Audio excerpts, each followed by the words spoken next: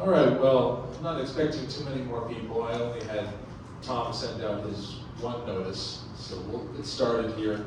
I was expecting a small crowd, so we'll have a nice, good, small discussion today, which will be nice. Thank you all for joining us. This is the second monthly meeting that I've held here in the library for the legislative session in 2026. And we are in the throes of the session. We have now been going through, I think the number is something close to 250 different bills on the House's regular calendar, which is the bills that we vote on the House floor. And there have been many of them, lots of them. I have some of them written here in my notes, so let's make sure I don't forget any of the more interesting ones. As you can all imagine, much of what we are experiencing in the Minority Caucus is losses.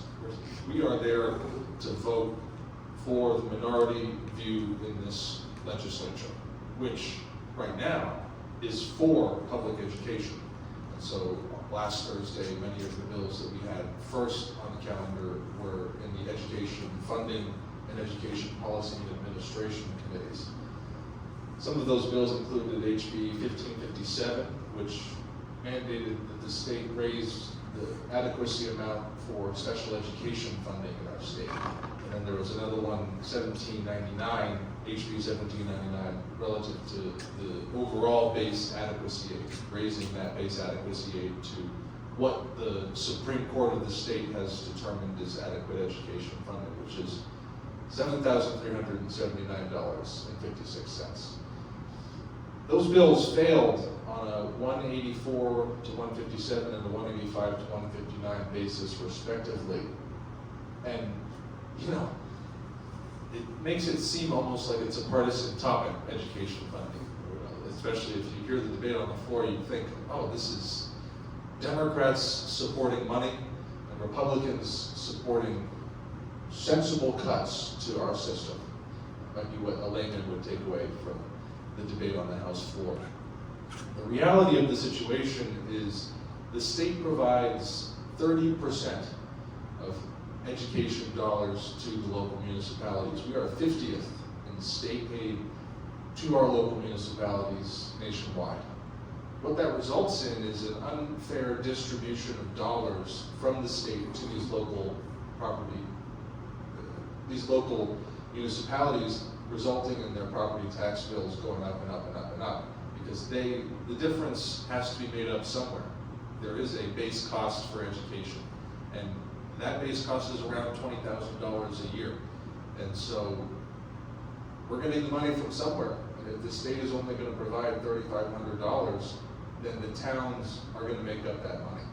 And so with a combination of federal, state, and local dollars, we're seeing it varies across the state, but it's around $22,000 per student. I think that's the average cost per pupil here in our state.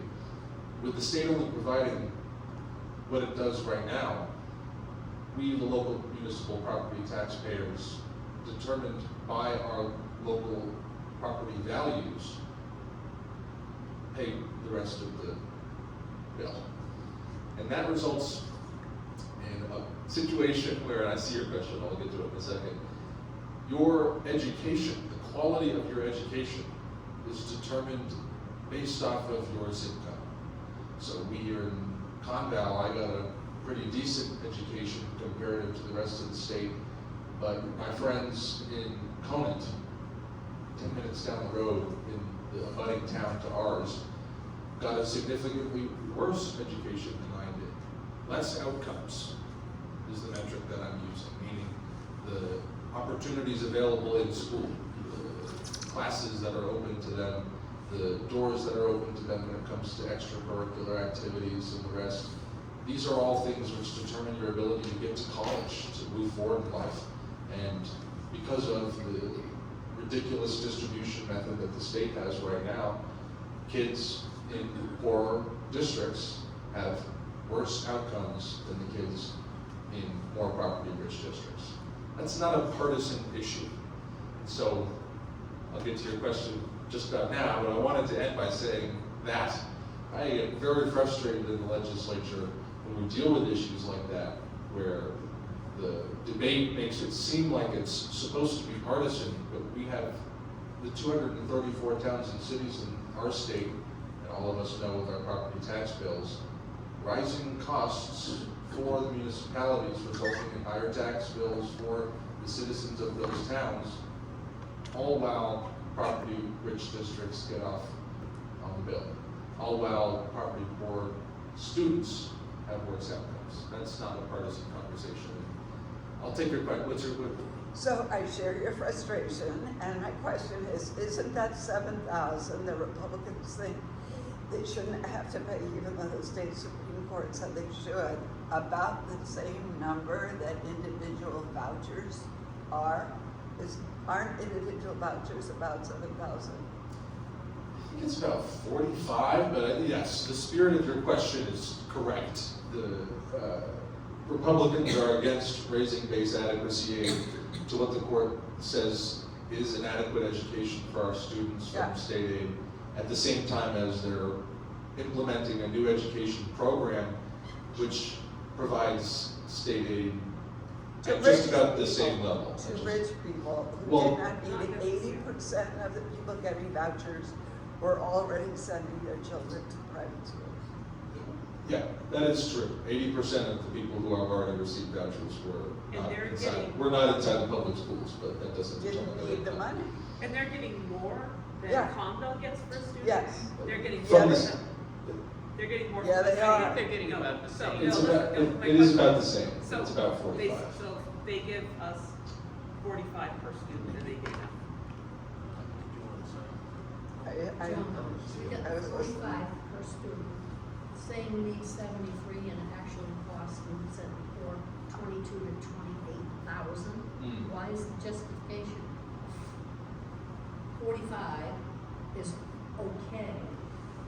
73 is what we say they need, but in reality, we need 20,000 plus, 20,000 is all the costs. all the costs combined. There will be costs for the municipalities. The state isn't going to pay the bill for all $20,000. The debate that we're having in the legislature right now, and it kind of gets obfuscated by all sides not particularly understanding the issue, is around the state aid to the municipalities for those education dollars. If the state provide. In 1999, when the legislature equalized the property tax valuation at a rate of $6 per thousand, the property tax rate, municipal rate for all 234 towns and cities in our state went down.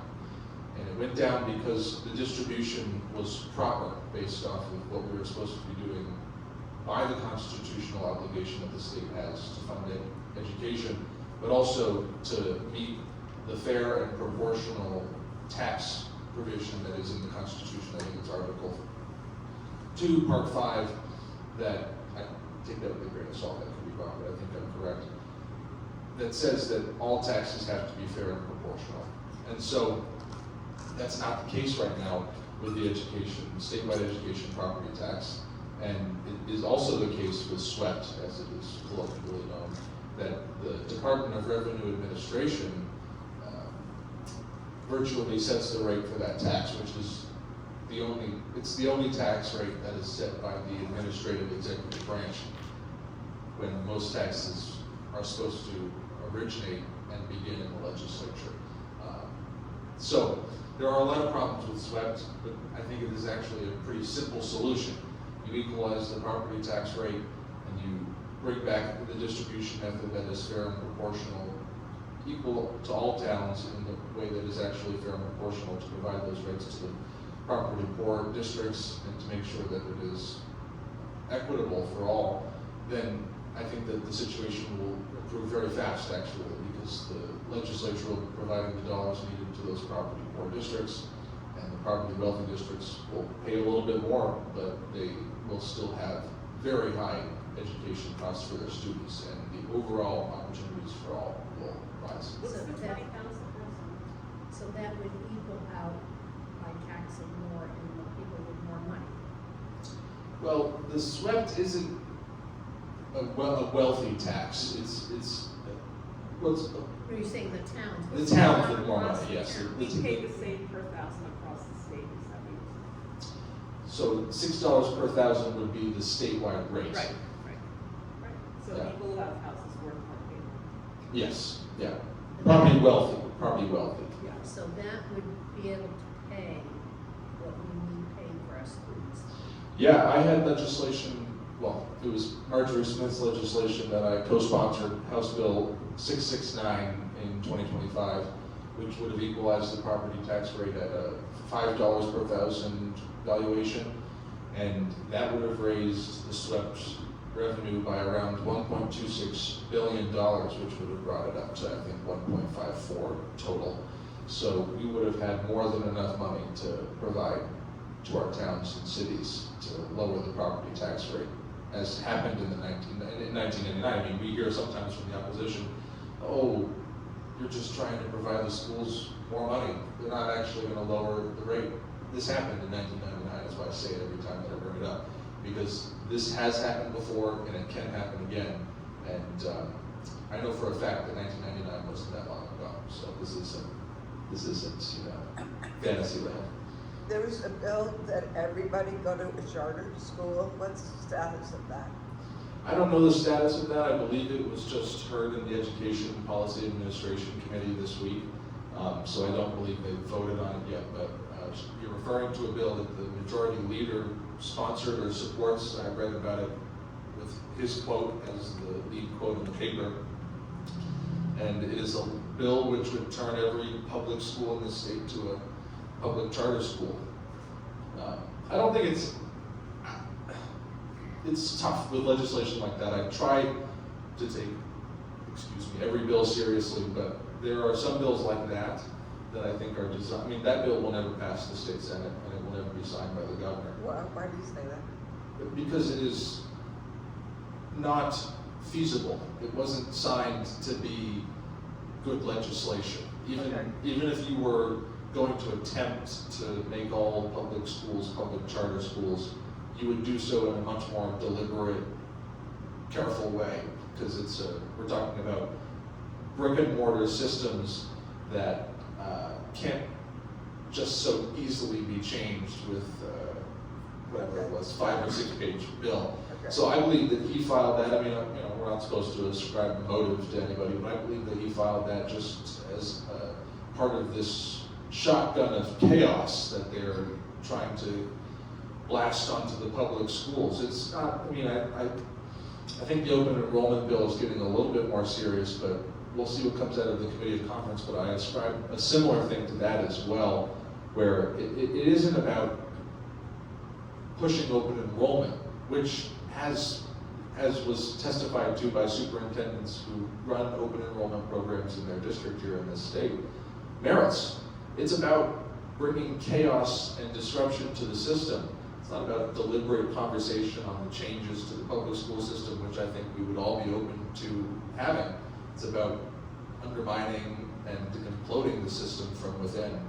And so that'd be my opinion on that legislation. And I know that I think there are people in the state senate who, moderate might not be the right word, but more sensible, I would say is probably proper, who when presented with legislation like that say, not gonna happen. How do you look up voting records? So if you go to the House website, well, the General Court website, which has the websites for both the House and the Senate on it, which is gc.nh.gov. Yeah. You can go to the voting records for all the bills that are voted on in the House. And the Senate has a similar process, but they have different processes for the roll calls. And So it's bill by bill, you can't go rep by rep. you can go rep by rep too. You can look up an individual rep and see their vote record on all different section bills. Okay. Yeah. Yeah, I agree with you so much, Jonah, about the, education should not be a partisan issue. And most of my life, I didn't see it being a partisan issue. I think that's a newer reality. Maybe in other places. I lived in Connecticut. I lived in a Republican town, and people wanted to keep the school budget low, but no one was against quality education. People supported it, even though it was expensive, because they realized that was the future. And just to piggyback on what you said, I think the support we provide to our colleges, our public colleges, is extremely low compared to all the other states. It's the lowest in the country. Yeah, so, yeah, I wasn't sure, so I didn't want to go there, but I knew it was very bad. So we really are so short-sighted with our support for our children's education. Just Well, we wonder why they don't stay in the state, you know? It's- Right. If we had a strong education system that incentivized people in many different ways, myriad ways, we could get people to stay in the state and really bring New Hampshire forward, but it's just, like you said, short-sighted. Exactly, the tuition cost We is don't one have of the free highest. community college. Maine has free community college now. Massachusetts, we're just, we're way behind everybody. It's true. For UNH was, my understanding is 45,000. You could go to private school at 50,000 a year. Barely. Yeah, We're but like that, 70. but no, My kids in but college. at a friend had gone to one in New No, Hampshire. it's true. But No, it's extreme. unbelievable for the university. Yeah. It is unbelievable. I mean, UNH is a good school. UNH is a good school, but I think a lot of kids, I know a lot of kids, because I had peers who thought to themselves, oh, maybe I'll go to UNH, who didn't, because the tuition cost was so high. So we're losing Yeah. students to, people who would go to our state universities, who would stay at home, who would like to continue to be a citizen of New Hampshire, who feel I cannot because I'm being pushed out by it. Well, a little over 20 years ago, Kaya graduated, and it was 20,000 a year, tuition and room and board at UNH. 20 years. Yeah, and now it's twice that, over twice that. That And- makes no sense. You know what else is that they've allowed all the properties in town to be purchased by corporations who now sell, they rent the apartments per person. So you can't get an extra roommate to lower your rent, which is how I survived at UNH. It's, Durham is And responsible for that. another thing that's changed from when I went to college is the student loans. When I took out a loan for college, the interest didn't start until I graduated. Correct. The students now. Really? Yes. The interest starts as with the loan, not 4 years later when you leave school. As a So you're freshman. deferring all this interest, but it's ballooning. And so they're really getting trapped with a heavy burden, much heavier than what I had. Yeah. That's another cross to bear for the students who are trying to move ahead. They're having roadblocks thrown at them. It's every when year. they open it up out to the public for loans for students, public facilities loaning the money. Because it was great. I thought it was terrible paying my loans, Yeah. and I finished in 77. And I'm shocked at what the kids, about 10 years ago, somebody graduated from Keene State, $1,500 a month for loans. I was like, that's, Yeah, it's incredible. Yeah, I mean, when you're just starting life, being saddled with $50,000, $100,000 in debt, and then being expected to, or more. or more, right, or more, and then it being expected to try and begin your life in the economy, it's Can I ask, I didn't catch everything you were saying earlier about the SWEPT. There was a proposal at the beginning of January from somebody along the seacoast, Republican, I think it was to raise the SWEPT amount. But what were you talking about earlier? Is there a bill to make it 6% statewide? And then you'd actually have to pay it and go into the common fund and be redistributed throughout the state? So I'm not familiar with the exact bill that you were referring to that was Yeah. introduced this month, or last month, but the one that I was referring to, House Bill 669 from 2025, is a bill which would, not 6%, but $6 per thousand. 6% would be a little bit more, but that bill, which was supported on a bipartisan basis, actually failed by 9 votes on the House floor, which indicates to me that had things in the committee gone a little bit differently, I think we probably would have gotten those 9 votes. But that's sort of inside baseball stuff. The point being, I think there is actually a fairly sensible majority of representatives in the State House on both sides who move forward on this issue, and if we did do such a thing as happened in 1999, then the municipal property tax rates in all of our towns and cities would go down because the state would be providing them more dollars. But that's there's a legislative initiative pending this year to do that? This year, we had legislation which would do similar things, but from different avenues. So I still voted for them, but Representative Tom Schamberg and Thomas Opel, who are some of the best Democrats on House Ways and Means, if not the best, actually, I would say, they proposed a variety of different solutions to this, but all raising new forms of revenue or bringing back old revenue that had been taken away from the last 10 years of the majority party being in control of the state government. Examples of that include the business tax rate, which has gone down, I think it's 5.5 to 5. well, that was the, yes, that was just the most recent bill, the 0.5. Did that pass? Well, that has not been voted on in the Senate, but my crystal ball says that it will pass, and the governor will sign it, but I guess you never know. But I think it's, over the course of the last 10 years, it is a significant amount of business tax revenue that has been dropped because they've done just that. 0.5 here, 0.5 there, 0.5 here, 0.5 there. Over the course of 10 years, it has gone down significantly. I think it was 10% when Governor Sununu first started his term in 2016, and now it is 8.5%, if I'm not mistaken. It will go down to 8 if this bill passes. So that is a lot of revenue lost for the state. And there are other revenues such as the interest and dividends tax and a few other different taxes that have either been reduced or eliminated by the current majority. And they celebrate this as you know, there are, it's not exactly Republican, but conservative think tanks tax think tanks who come out and say that New Hampshire is the most, number one for tax freedom, number one for, you know, not mentioning that we're also, I think, 4th for property tax rates on our municipalities and our citizens. We're last in education funding from our state aid. We're, I think you said last for our higher education. So I heard on NPR once that if the state doubled the amount of money it gave to the university system in New Hampshire, we would still be last.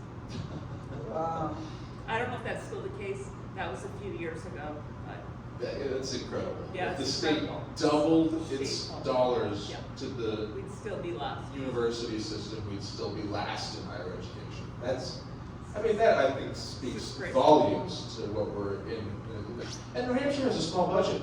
It will, I think always, it's a smaller state, but for us not to provide that money in an adequate way leaves us in a worse situation moving forward, especially compared to these other New England states that are not stopping their investments in these same programs. So are these education bills being voted on in party lines? Are there any Republicans who support more funding for education or more equitable funding? Or is it really right down, you know? Well, so it's tough. You know, votes in the legislature are sometimes determinative of a person's ideology and overall beliefs, but sometimes they are not. And part of that is because the legislature for a lot of people up there is a social club, especially now. And we aren't legislating, like Marjorie Smith, who has been there since 1996, former chair of finance, one of the former leaders of the Democratic Party, says constantly, we go to lunch together every House session. This state does not legislate anymore. We don't have a legislature that actually does its job in terms of deliberating on the legislation and voting on the bills based off of the merit of each bill's text. We once did. When she was chair of finance, we did. So this isn't out of the realm of possibility, and some of the members that are there remember that happening. But I'd say that's the reason why when you look at a vote count, you can't necessarily say, even if it is all party line, that that person doesn't believe in some form or fashion in public education funding. That person's vote is determined by all these different scorecards, which help them get their primary money, which allows them to win or prevent a primary challenge from happening.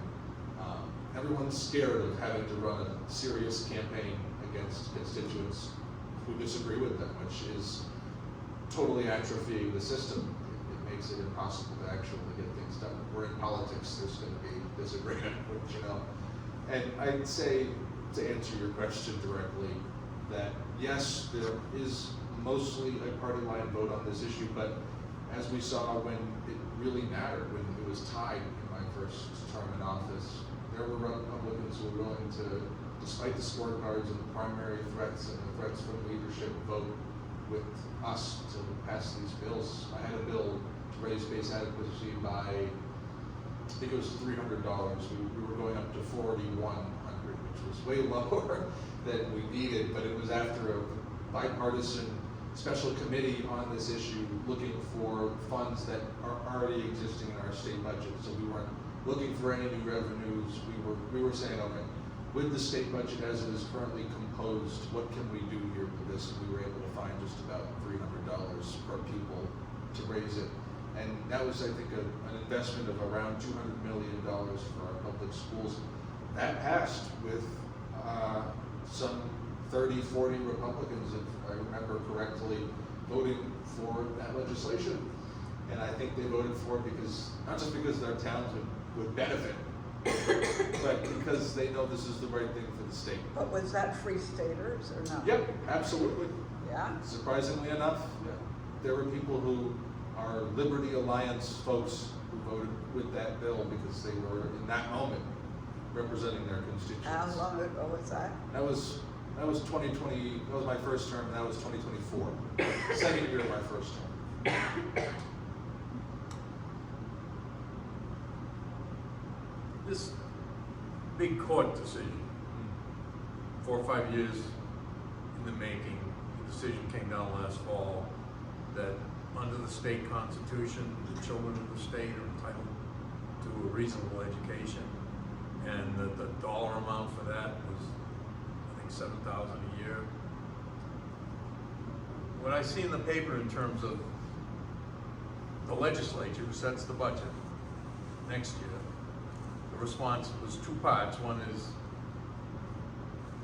that's what the court said. The court can figure out where the money's coming from. We're not going to do it. The other one was that I think some Democrats introduced a proposal to form a study committee that would look at ways we could meet that funding obligation. And I think that went nowhere. Is anything else going on, you know, positive or negative on this, or is this just going to be, the story's already ended? Sort of a, that's actually a really good question. I'd say that is there anything positive going on? That's kind of what I'm hesitating to find out. Let me in my head. rephrase the But question. What's going on? I'd say that you're going to see from education funding before the end of the year probably some sort of solution to the court's determination on this issue. That solution, I use quotation marks, will come from Representative Dan McGuire and Representative Rick Ladd and other of these majority party legislators. You know, I work with these people, and frankly, Representative McGuire and I, and with Representative Leishman, McGuire serves on Representative Leishman's division in finance, have had many good conversations together, and so it's always tough when you get into criticizing these people, but I would also say that he will do, I don't think he would, I'd say it to his face, and I have before, I don't think, he is looking to implode the public education system. And so when the court came down with this decision, he looked at that and said, blank off, you know, Yeah, you don't have to. Doesn't matter to me. How can they, I don't understand. Well, they do have, the legislature is a separate branch of government. Right. And it is the branch of government which, in many people's opinion, frankly including mine, has the most power. It is the people's branch of government, it is the general court. So the court is allowed to make these decisions in terms of determining where the legislature is failing its constitutional obligations. That is in the purview of the judiciary. But it is ultimately in the purview of the legislature to determine what its constitutional obligations are, which is, it works in the sense that the checks and balances exist still with the Senate and the executive branch and the judiciary when it comes to criminal behavior, but monetary policy is set by the budget, and the budget starts in the House of Representatives. So it is tough, because it's not just this decision. It was Claremont in '97. It was all of these several decisions that have come down over the course of the last 20 years that have demanded that the legislature do something. And it was only in 1999 when they equalized Chairman Doug Lay, or I might be mistaking, I don't think it was Doug Lay, but I get some of the names wrong, but the chair of finance at the time in 1999, which was called appropriations, was a Republican, and he, under the Republican speakership of Donna Sitek, pushed forward on this issue. And had we left all good alone, if we didn't change this, which was changed in 2006, we wouldn't be dealing with this issue right now. The municipalities would have their money, schools, we wouldn't be on the brink of implosion, and the court wouldn't have a basis to say that we aren't providing enough money, because we would be. So I'm still of the belief that my optimism on the situation that we face with the public schools comes from the fact that we very well could win the House of Representatives next session. And so in the 170th General Court, when Democrats take the gavel, there needs to be a speaker elected who is committed to not going off the wall, as Democrats have tended to do. Democrats have had the House of Representatives, I think, 7 times over the course of the legislature's entire history. Really? So we, I think, got very excited in in the latter half of the aughts when we first took the legislature back during the Bush era of everything. 100 plus, about 100 years. We passed everything. It was the first time in about 100 years, exactly, Kath. And we passed everything.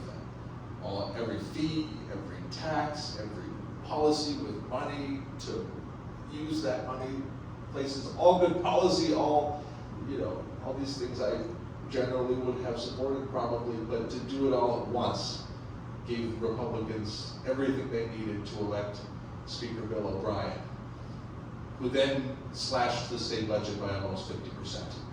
And we have been dealing with the effects of that since 2011 when it happened.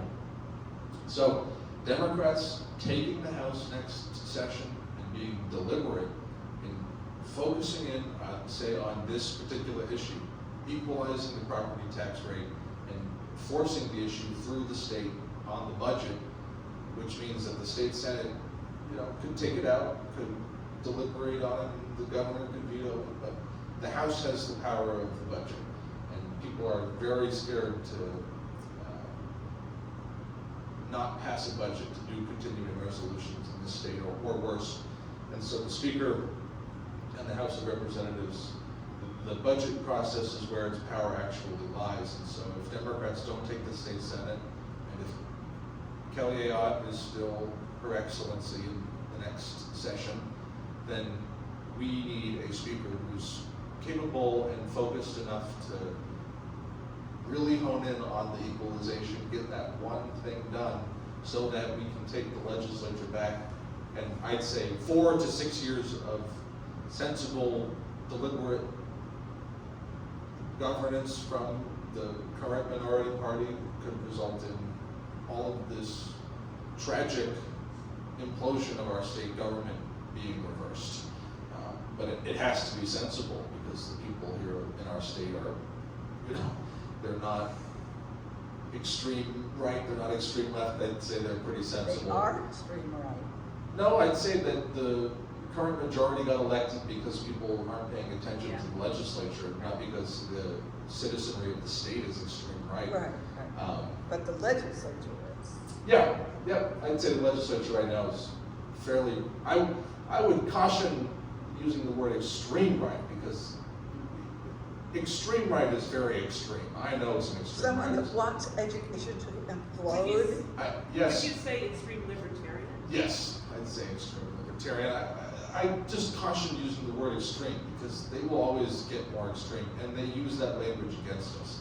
It plays into their hands. When I see Jason Osborne get down there on this podium and yell, "He's radical left," you know, we play into his hands every time by making him the boogeyman he wants to be. So I just try not to use the boogeyman tactics because they're much less powerful. I'm not saying this about any one person, I don't want to get myself in trouble or the other, but many of these people are very lonely, sick, isolated, self-isolating individuals. And I think they expose themselves for who they are when they speak. We've seen that on a few bills this last week where someone will get up there and say something ridiculous. And I like the clerk of my committee, who is another, decently cordial individual, but getting up there and saying, no, I don't want to get into attacks on any one individual, but the people there, I'd say, are less scary than it seems over the news. That's what I would say. We, the people of this state, have the power because we are the majority and the citizens I of hope our so. state. I believe it 100%. Now, the translation of that power to electoral victory comes through whether or not the leadership of the party, which I find myself a part of, is willing to present that vision in a way that makes people say, you know what, I want them to govern my state. And that's where I'd say most people are pretty moderate, pretty sensible. They don't want a prison being dropped on their backyard, but they also don't want, some of the more extreme things. They want sensibility. They want people who are going to govern with common sense and with those kinds of principles. And I'd say that we elect somebody who gets that done in the House, then slowly but surely the whole political dynamic of the state will change. This 20 years of implosion, we'll look back on it as a very, very dark period of the state's history. We haven't done that at the national level, our Congress people, so that shows, I think, that people aren't radical. I don't think anyone pays attention to these House seats. No, Well, they definitely need not. to now. I know, The next a lot of people that elections. vote Republican think it's like 1975 or Yeah, something. yeah. Pay attention when it hurts you personally. Yeah. And then only for as long as you need to. Yeah. I want to come to this point, that education isn't a partisan issue, or shouldn't be a partisan issue. I'm increasingly feeling that whether we have public education or not is a partisan issue. And there's a democratic side to it, which is it's foundational to our civilization, our country, and our culture as we know it. And there's another side that says, well, we're not so sure. Why don't you just raise your kids at home? You don't need to inspect your cars. You don't need to report that your kid is in continuing homeschool more than once. You don't have to report every year under the legislative proposals pending now. And when you, I forget the phrasing you used earlier, but it's, somebody who just doesn't want the public education system to continue to succeed or to exist, that's partisan, I think. I mean, that's two pretty different camps. And is your sense that the people who at every turn find a way to try and thwart public education system, that that's really what they want to be at? And do they have much support, or are they way out ahead of their constituency? Well, I'd say that there are, I mean, I hope they're I'd say that they are. And I'd say, but when I say it's not a partisan issue, I mean amongst the electorate. there absolutely is partisan elements to it in terms of the people who have very well-funded nonprofit organizations who they use, like the Americans for Prosperity and the rest, to push these sorts of policies across the country. That is partisan arena political battles, as they will always persist in this country until campaign finance reform happens in a significant way. But I'd say that the Republicans' internal caucus debates, as far as I'm privy to, which, you know, it's not nothing, but it's also, I'm not in the room, you know, I get to hear rumors and things like that. As far as I understand, and they have, to be clear, very vociferous debates in their caucus, I mean, more so than the Democrats do. They really get after each other, and there are serious disagreements even amongst the Libertarian side of that caucus. Those disagreements, I think there are people who overtly believe that public education shouldn't exist anymore in that party. I don't think it's the majority, and I mean of the elected people in the House.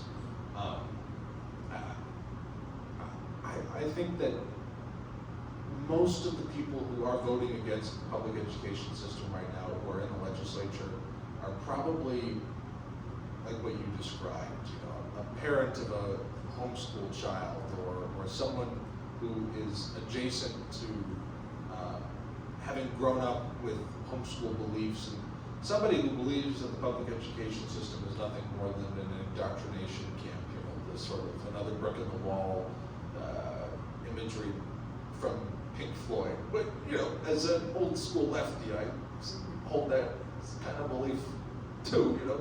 But I'd say that that's where they get their, and it's not against education, they're against what they see has become a machine that pushes out cogs.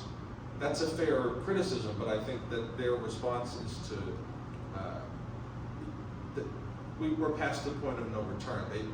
We can't save the public education system, therefore we should support school choice and school choice policies. I'd say that's where most people are at, and that's not the Koch brothers libertarian public education is a threat to my bottom line because it threatens my ability to make a profit, because I'll have an educated citizenry that'll stop me from doing so.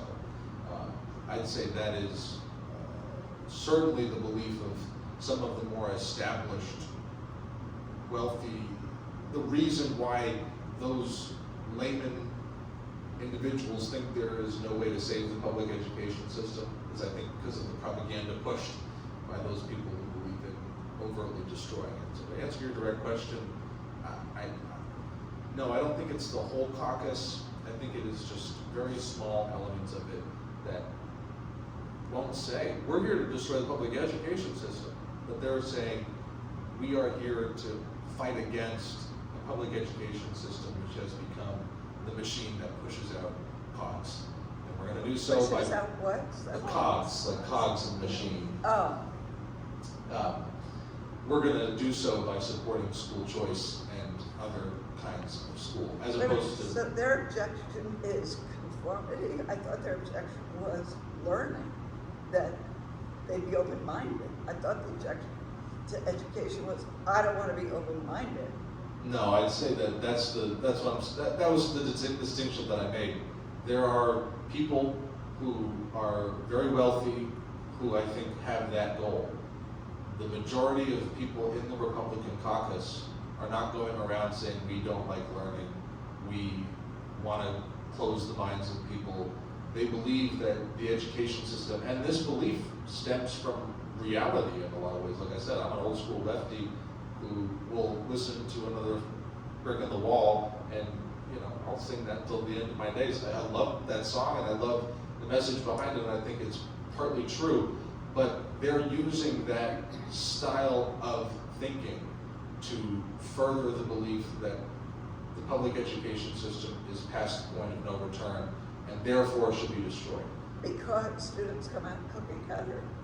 Yeah, I mean, that is to boil it down into one sentence, but yes, because they come out cookie cutter, because it's a one size fits all, and not all of this is true, but this is what their belief is.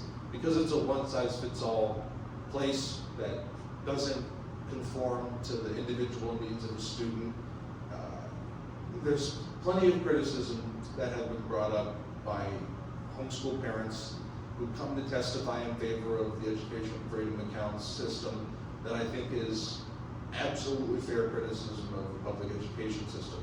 And that critique is being used to further the notion that therefore the public education system is past the point of no return and should be imploded. And There so, are liberals who think that too, that, Absolutely. that the system is like a machine, that it's like manufacturing, creating little robots that are supposed to go to work in factories, and then it's a dated system.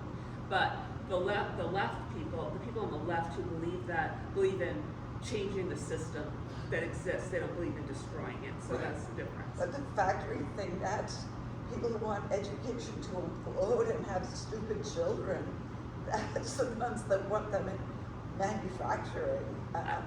There's also a religious group, too, Yes, right?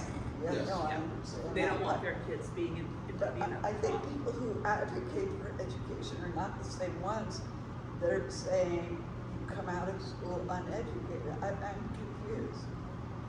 It doesn't What always I'm make hearing sense. is from a lot of people, it's what's being taught and they don't want taught in the public schools.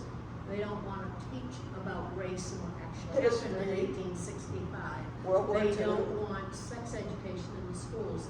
They don't want certain books that are being taught in the schools being allowed. So they want the children's, what I've seen in some charter schools are march straightforward. There's no branching off. You don't have that freedom of education you get in a public school where I can step to the left on this or to Yeah. the right on that and Right. talk about it. It's just straight this way, and that's what a lot of parents want for their children. the issues that you just brought up are to my exact point.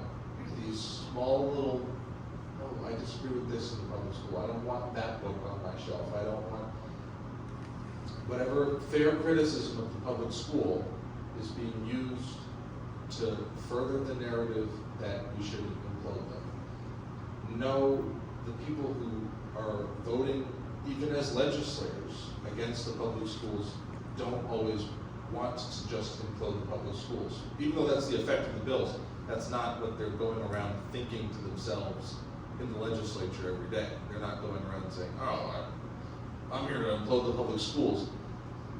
They believe that the public schools are past the point of no return and therefore should support other forms of education. They still believe in education, they just don't believe that the schools are the way to get that done.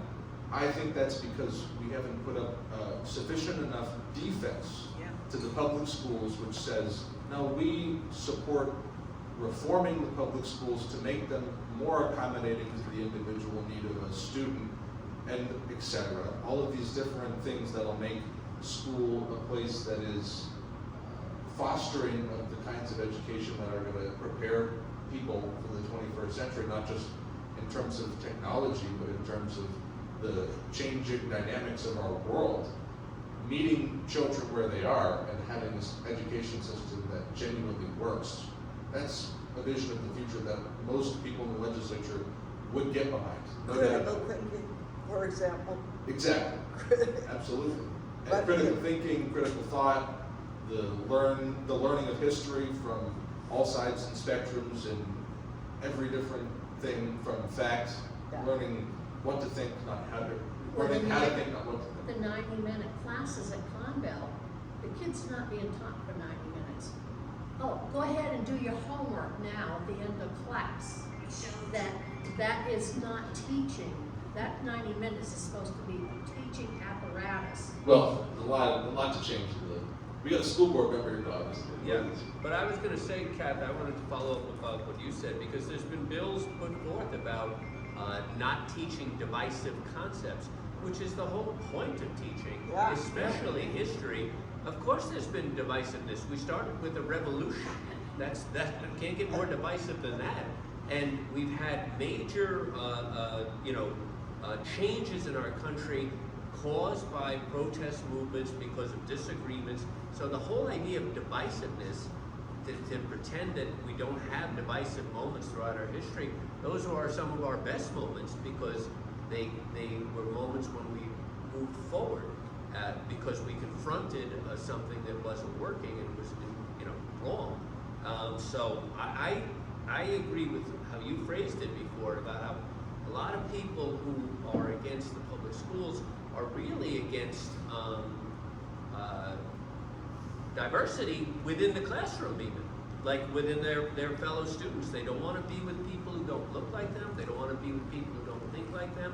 And there's fear that's the basis of that, in my opinion. Well, There's a lot- No, but last then- Saturday, we had 2 young people who were on the verge of puberty, young boys, in vehicles, going by at our protest, hollering, ice, ice, ice, ice, they want it, and it's like, the kids are yelling it, but the parents or adults are driving the vehicles. So, what I would say to that point, Tom, is that I think there like the Stephen Millers of the world, no doubt want that world of isolation, segregation based off of race, etc. But in order to achieve those goals, they are slow bleeding those beliefs via the sort of double speak of the current Republican Party. If you were to go around the Republican caucus and say that, they would come back and debate you by saying, no, you, the Democrats, are the ones who are teaching through DEI policies, the word DEI, not diversity, equity, inclusion, but DEI, the scarier phrase that is those 3 letters, meaning diversity, equity, and inclusion in the minds of Democrats, means in the minds of Republicans, program and policy that says to white children that they are the oppressor, black children that they are the oppressed, and a whole host of other things, which comes from style of the left, which was most prevalent in 2020, but is relegated, frankly, to Twitter, and isn't the left as it is in reality. I think much of that can be said as for the right in reality.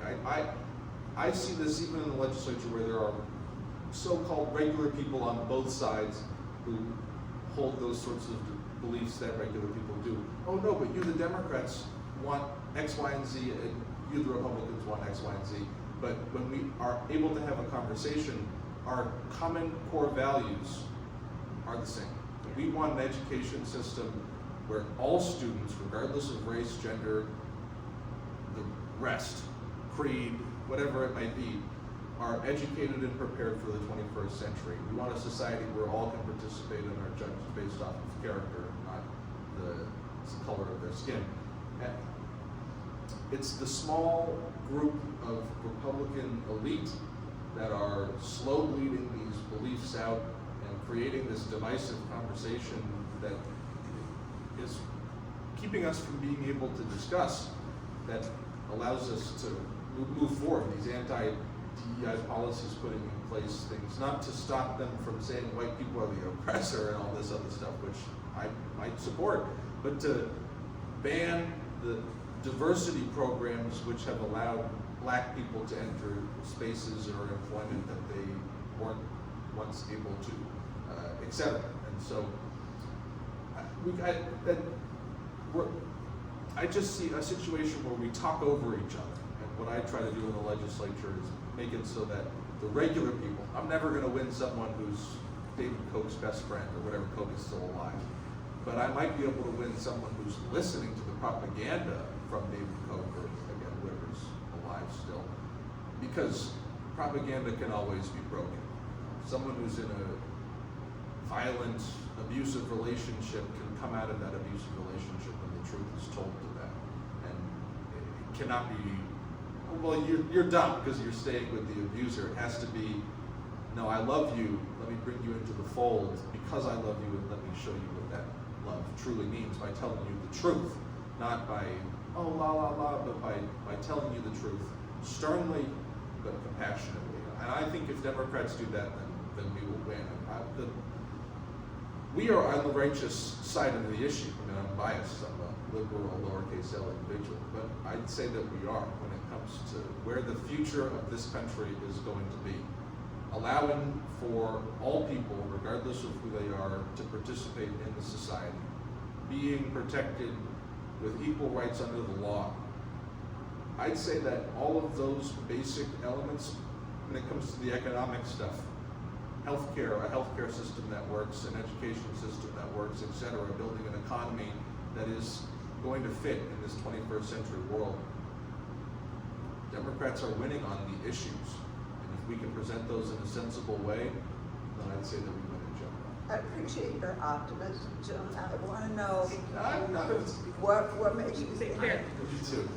what makes Thank you, you Jonah. think that propaganda can be broken and people think with their emotions and not with facts?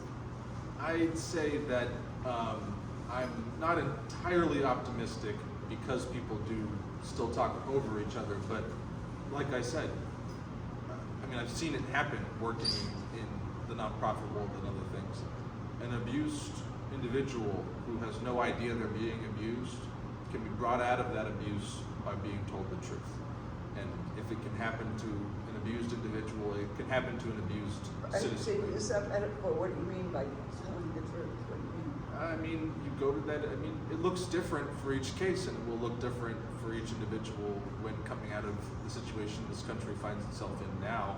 But it can look like going to them and compassionately, honestly, and like I said, sometimes sternly telling them, no, you're in a situation that you should find yourself out of. And You have to remember, well, what you say right now is true so far as it goes. There's something that gets built in to the character of the abused that makes them seek out and return to the abuser afterward.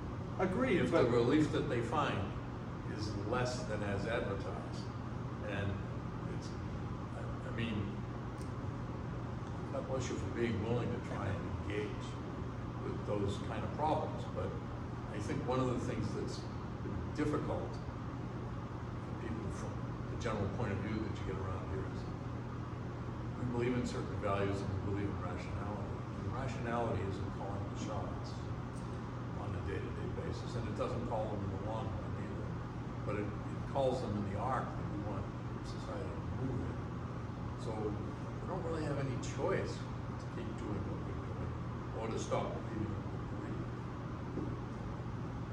agreed, you know, I'd say So that. keep at it. I will. I'd say that though, you know,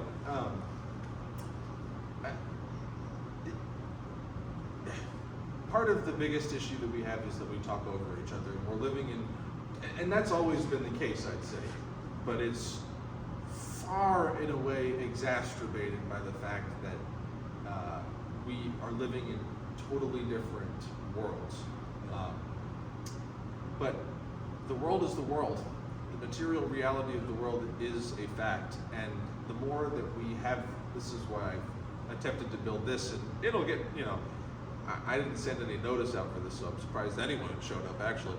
But as it goes on and things like that, we'll have more people, and I'm gonna post it in places so it's not just Democrats, hopefully, who come out and have conversations, because every time that we've come in person, we've come away saying, oh, I actually enjoy that person's company more than I thought I did. And even someone like Representative McGuire or Representative Seth King, some of these people who are self-avowed free staters who hold quite conservative beliefs, we've been able to, I mean, Peter Leishman went to Al Baldessaro's wedding. That's a quip that I like to use sometimes too. He was one of the 4 leaders for the Republicans, hardcore conservative, hardcore MAGA, but they went to each other's weddings and still stay in touch. And what has that relationship resulted in? It results in small things that Peter is able to get done on finance that are beneficial for the people of our state. The majority of the things that get done on the House calendar, which is this blue section here, are on the consent calendar, which is this blue section here.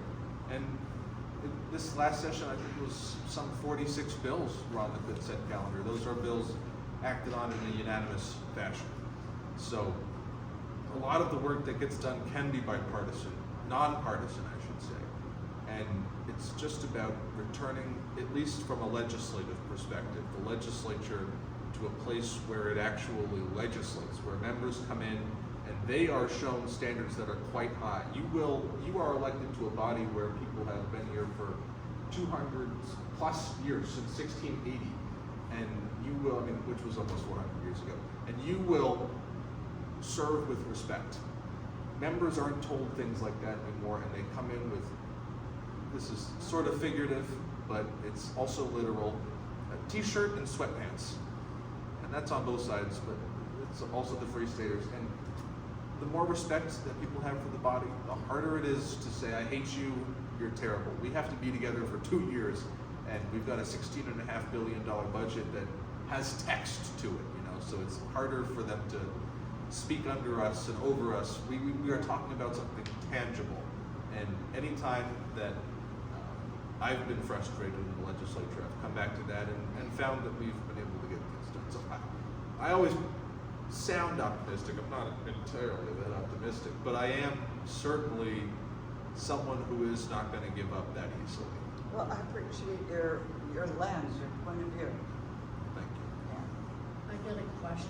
It's off what we've been talking about. I'd like to go back to your January monthly summation of what you were doing. You said that you were all, if I'm getting this right, all for, and I hate to use the term illegals, people who aren't citizens, being ousted out of the country. But a lot of these people being picked up are residents or have legal rights to be here. 12 hours sitting in a plane up in Portsmouth at Pease. All these people, they're trying to get out and they've taken them off to 2 different countries. Finally got released after, people didn't get released, the plane got released after 12 hours. Am I right in what I read into your letter that yes, we need to get rid of these, in quotes, illegals? Nope, my letter, which is available on my website, the Rorschach World, is what I titled it, January's monthly letter, did not say that. What it said was, we have an immigration system, and part of an immigration system, and I quoted from President Obama in giving a similar speech to immigration activists who were protesting his deportation efforts at the time. An immigration system includes deportation, and any immigration system across the world, if you step into Japan, you will be deported in a very quick and expeditious way with much less of a trial than we have here in the United States. And I think that what is lost in such a rancorous conversation against an organization which is in many ways acting unlawfully is the belief or notion that we should abolish said organization or said practice. I think that's a wrong-headed, I think that's the belief of a young person who's looking at things online and coming up with quick beliefs on the snap of a dime. Is there a conversation to be had about making a new deportation force and going away from ICE? Maybe so. People have wanted to have that conversation since Bush authorized ICE in 2006. I've always been open to it. Because there's legals going too. They're just grabbing people who shouldn't be grabbed. It is a hard conversation to have because I think that some of the extreme rhetoric on both sides is wrong, and I think the New York Times is a good place of record to go for information on this. There needs to be an immigration system. Trump was elected. Democrats didn't win the election. It's not necessarily that Trump won. Democrats didn't win the election in part because, in a large part, because they ignored the electorate when they were talking about the issue of the border. And Trump will equally have a hard time getting Republicans to win the United States Congress if when the whole electorate is saying we'd like the deportation force to act lawfully, he says we're in the golden age of America. You know, people have to respond to the reality of what's happening. The reality of what's happening is that you have an organization with people that are undertrained, that should be trained more, that should be acting lawfully, that should be putting in place prisons 3 and hours different instead things. of 10 months. Right, right. And frankly, we have a system that's underfunded, an immigration system that's underfunded, so not enough judges to issue these administrative warrants in a judicious way. Underfunded. I thought they had billions of dollars through the next 3 years. You're talking about ICE in particular, I'm talking about the immigration system. Immigration courts, immigration judges, people who make the determination as to who gets an immigration deportation order, etc. If we had a system, a judicious system that was allowed to process these cases, this would be much less of an issue. We've got a backlog of thousands of cases and court positions that aren't filled, and that's not a partisan issue. That's been an issue for the last 40 years in this country, and it's gotten worse and worse and worse. And it's not just in immigration courts, it's across administration of justice in general.